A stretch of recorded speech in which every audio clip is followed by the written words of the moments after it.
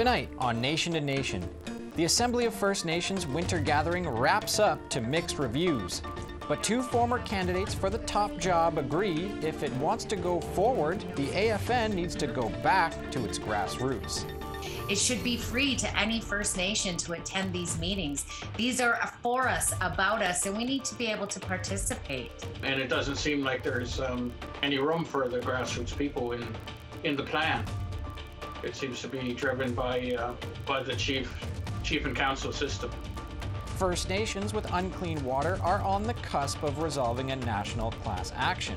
Could reconciliation be on tap sometime soon? I think that this is great progress, but it's just a stepping stone to ensuring that every status Indian living on an Indian reserve has access to clean drinking water. Welcome to Nation. I'm Brett Forster. Next spring marks 40 years since the Assembly of First Nations was created. It was born in 1982 when chiefs banded together to acclaim the first national chief and declare the AFN the sole voice of First Nations in Canada. The federally funded lobby organization has changed little since, though the election of the first woman national chief was certainly a shift. Roseanne Archibald's first special assembly wrapped up this evening, and so that's what we'll be discussing. I'm joined by two former long-shot hopefuls for the top job. Russ Diabo is a First Nations policy analyst from Ganawage Mohawk Territory. Jody Calahoo Stonehouse is the executive director of the Yellowhead Indigenous Education Foundation. Welcome to you both.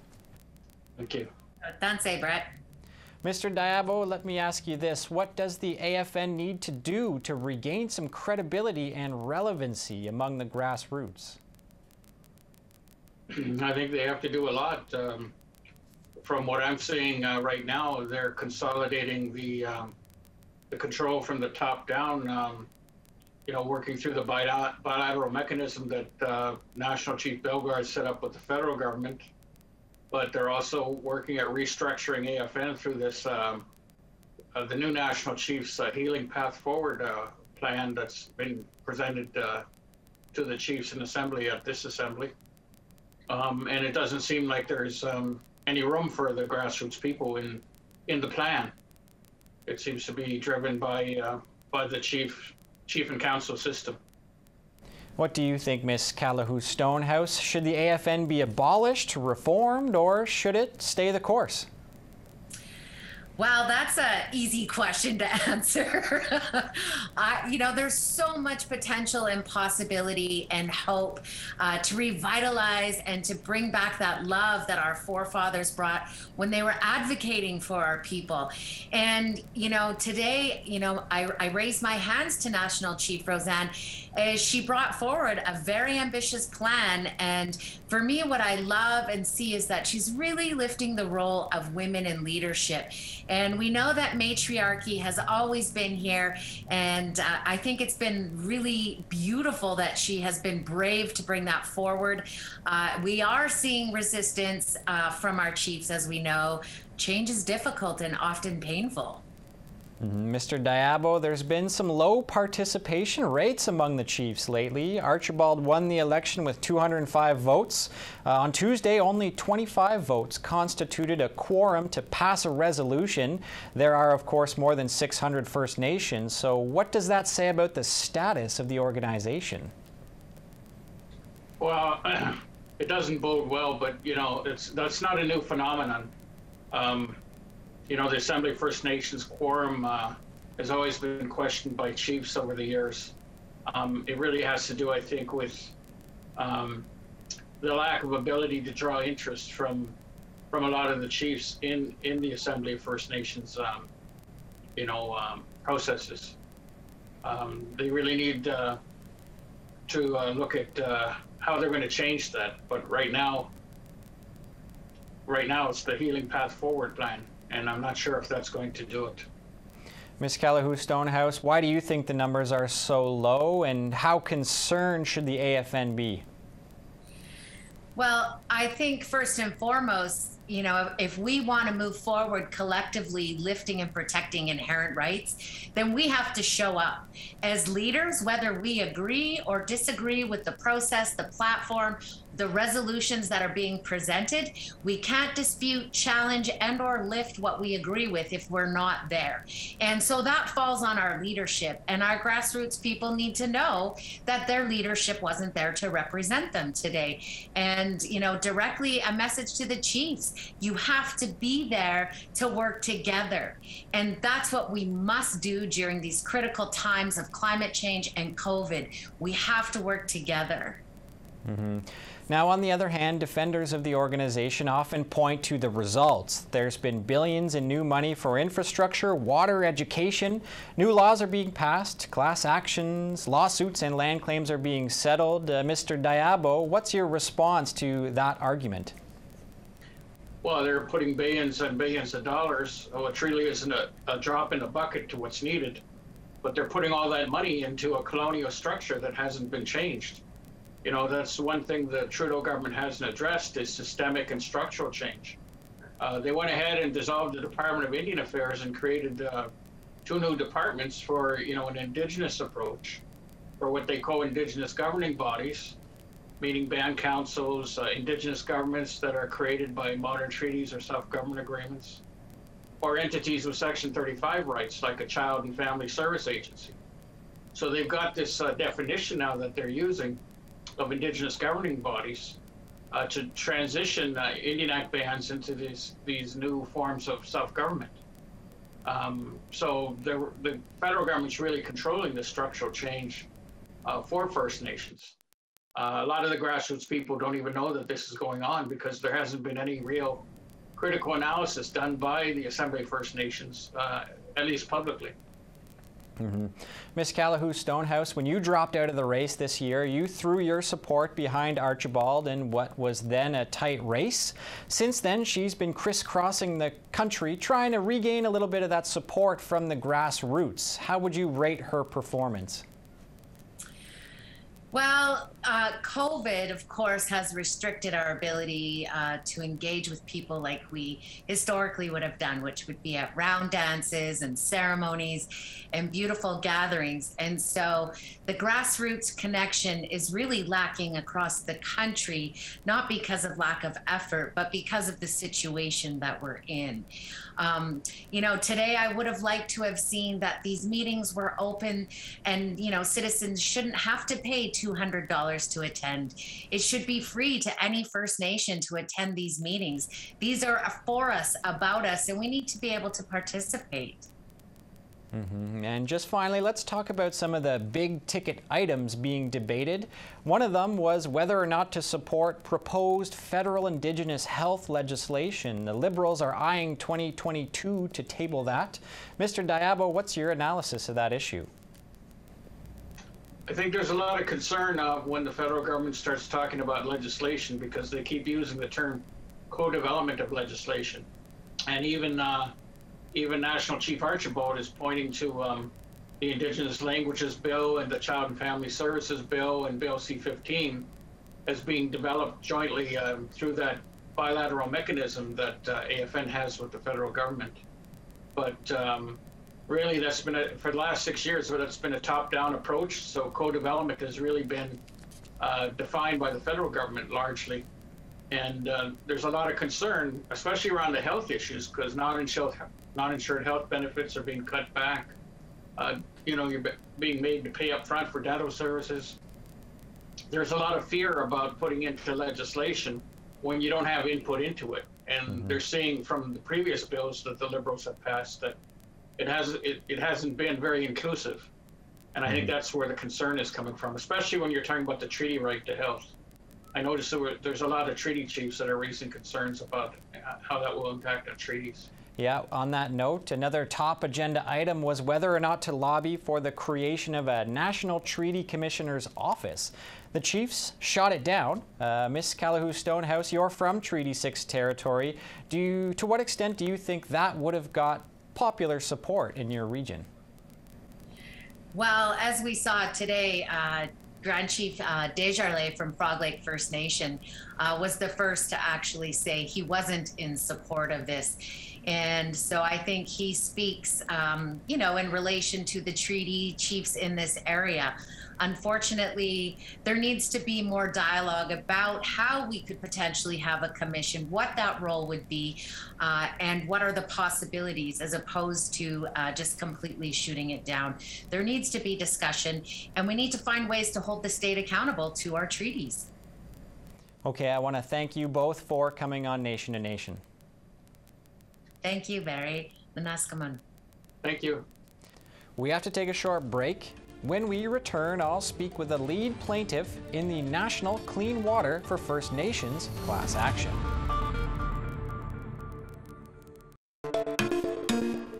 Welcome back. Many First Nations and their members have had to drink unclean water for years and sometimes longer. Now they're on the cusp of resolving a national class action lawsuit against Canada. A proposed $8 billion settlement was before the courts this week seeking approval.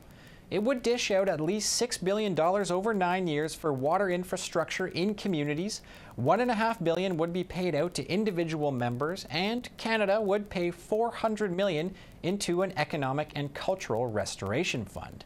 Here to discuss the proposed deal is Emily Wheatung. She's one of the lead plaintiffs and chief of Curve Lake First Nation in Southern Ontario.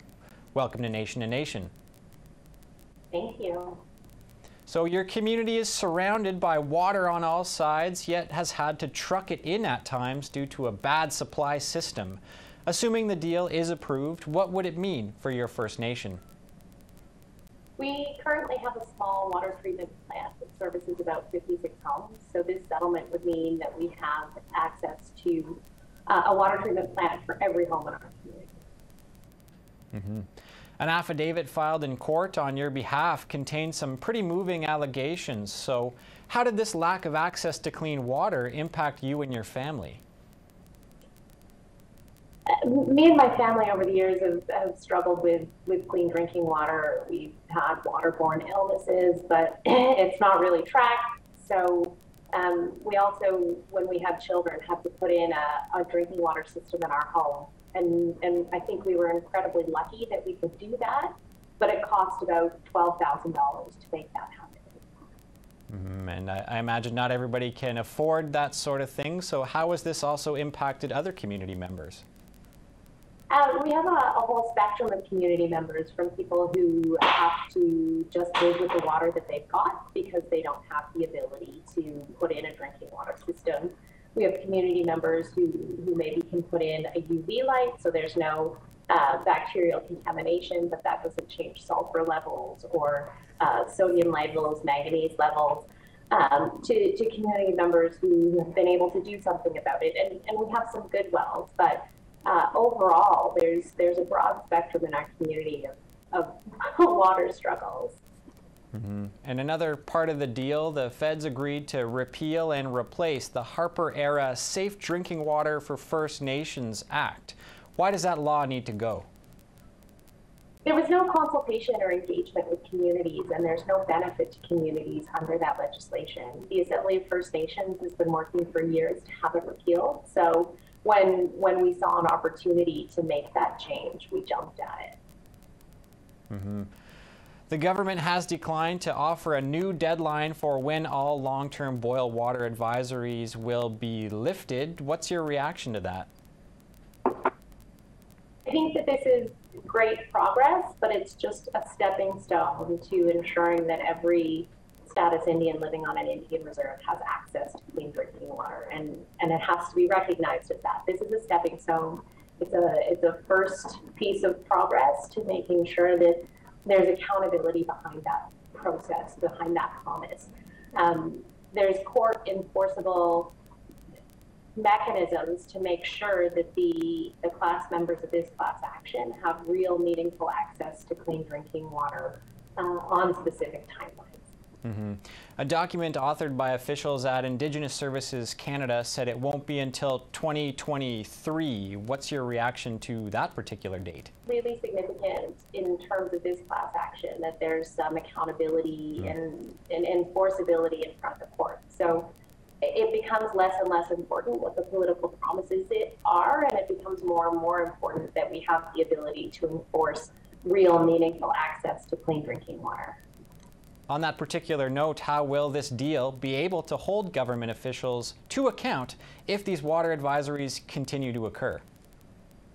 We've built into the class action some mechanisms to ensure that there aren't unnecessary delays in water infrastructure approvals for class members.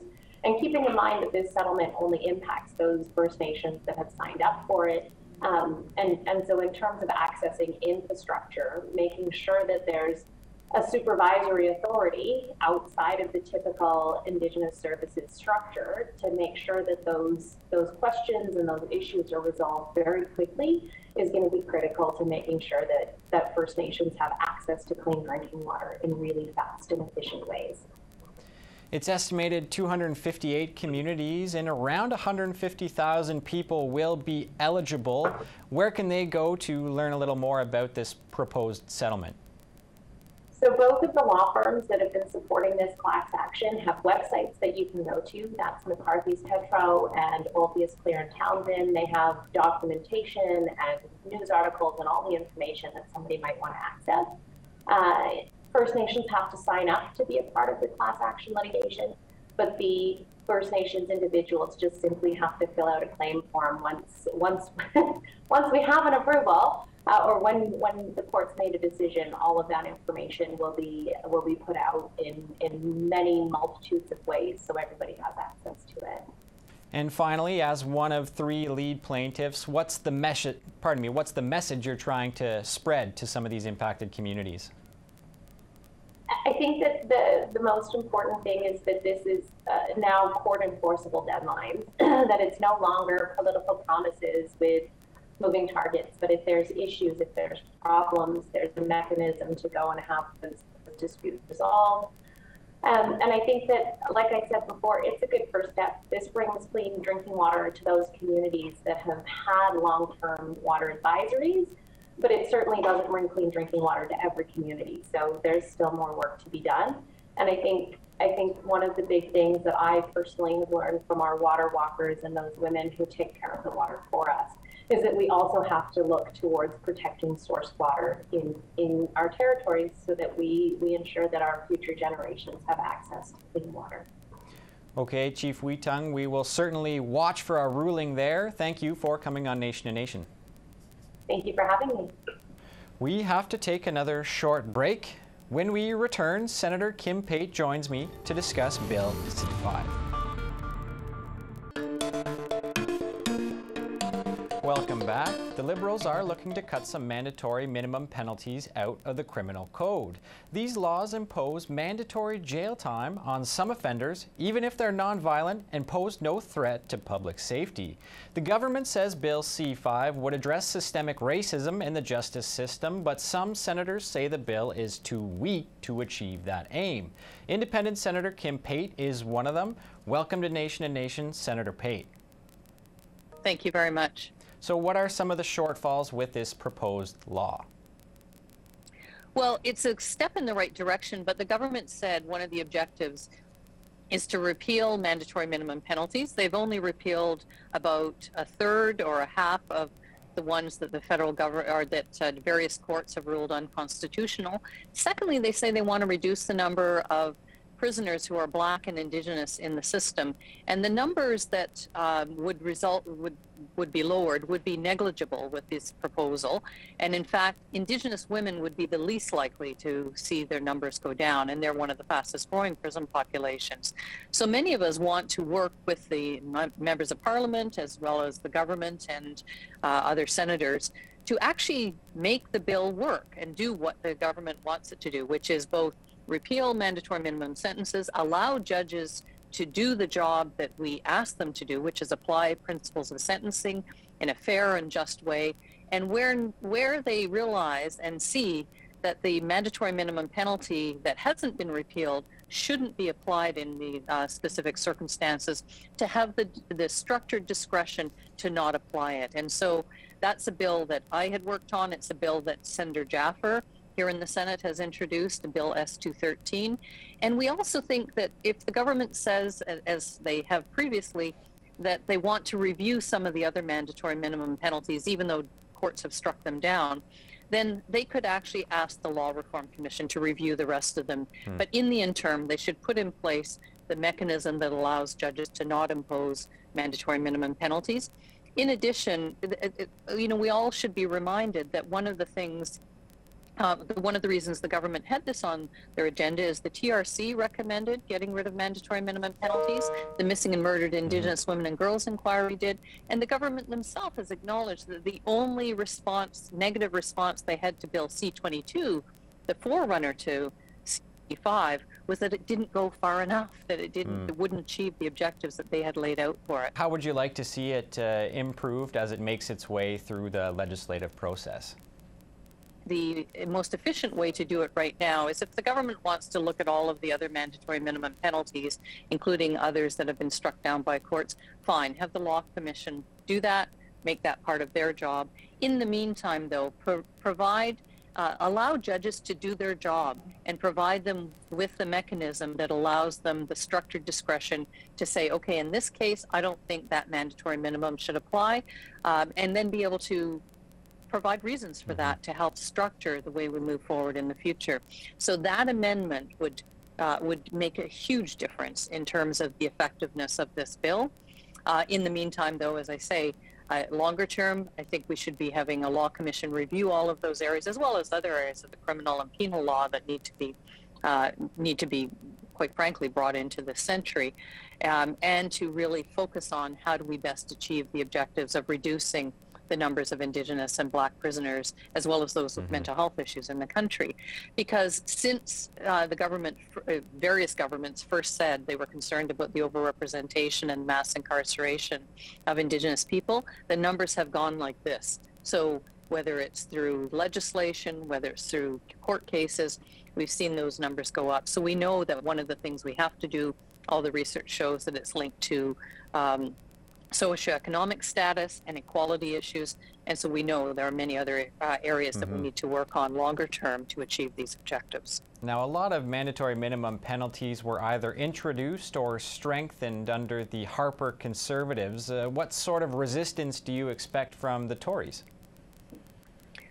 Well, certainly we've seen resistance from all parties, quite frankly, on this issue, because it's often described as, looking like you're soft on crime if you don't support mandatory minimum penalties. 90% of Canadians don't support mandatory minimum penalties because they recognize that we expect judges to do their job, to weigh all of the information and make the best decisions possible. So really, it seems to be this fear that somehow they'll look soft on crime. The reality is, though, if 90% of Canadians want it, if the government ran on it, if it was the recommendations of every law commission, every sentencing commission, as well as the TRC and Missing and Murdered Indigenous Women and Girls, and their own justice consultations, it's long past time to move on it. Okay, on that note, that's all the time we have for this segment. Senator Pate, thanks for joining me. Thank you so very much, and thank you for all the work all of you do. And that's all the time we have for the show. We'll have lots more politics to talk next week. Until then, I'm Brett Forster, and thanks for watching.